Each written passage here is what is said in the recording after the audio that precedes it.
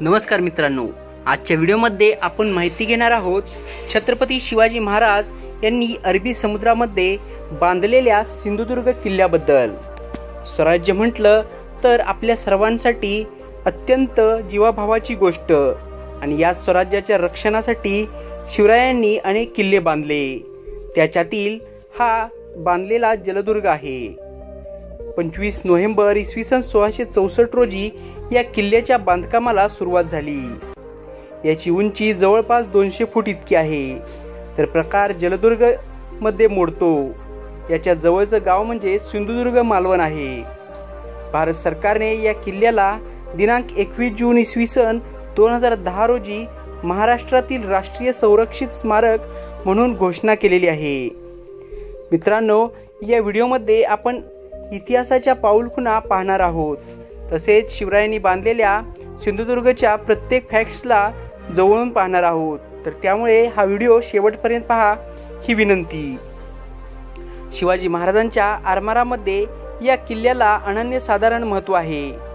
किल्ल्याचे क्षेत्र कुर्टे बेटावर 48 एकरावर पसरलेलं आहे। तटबंदीची लांबी साधारण 3 किलोमीटर इतकी आहे। तर बुरुजांची संख्या 52 असून 45 दगडी जिने आहेत। ह्या किल्ल्यावर शिवाजी महाराजांच्या काळातील गोड्या पाण्याच्या दगडी विहिरी आहेत। त्यांची नावे दूध विहीर, साखर विहीर व दही विहीर अशी आहे।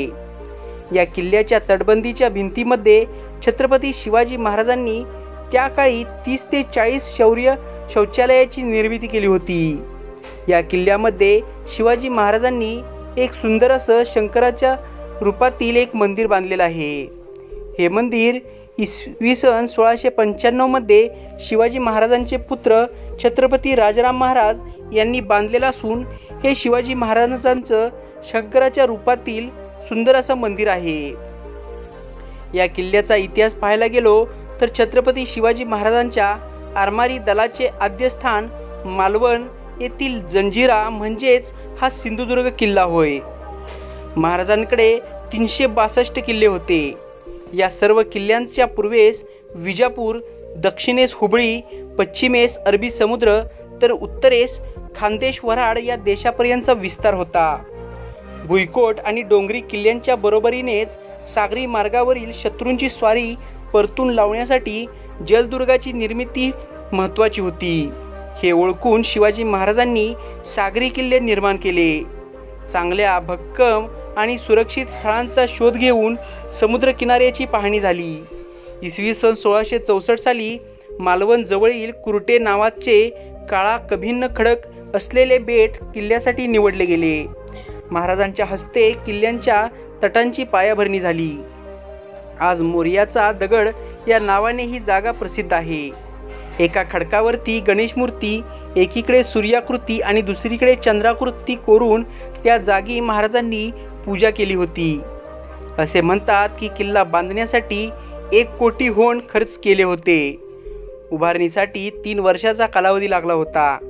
ज्या 4 कोळी लोकांनी सिंधुदुर्ग बांधण्यासाठी योग्य स्थळ शोधले त्यांना अक्षरशः गावे इनाम देण्यात आली होती।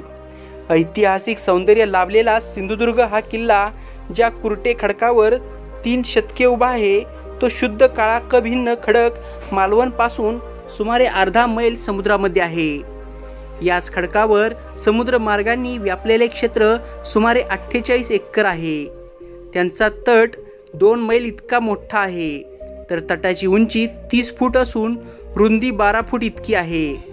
तटास ठिकठिकाणी भक्कम असे एकंदर 22 बुरुज आहेत। बुरुजाभोवती धारदार खडक आहे। पश्चिमेस आणि दक्षिणेस अथांग सागर पसरलेला आहे। पश्चिमेकडे आणि दक्षिणेकडे तटाच्या पायात 500 खिंडी शिसे घातले आहेत। 500 खंडी शिसे घातले असून या तटाच्या बांधणीस 80,000 होन खर्च केलेले आहेत। सिंधुदुर्ग या किल्ल्यावर शिवरायांच्या उजव्या हाताचे व डाव्या पायाचे ठसे उमटवलेले आहेत।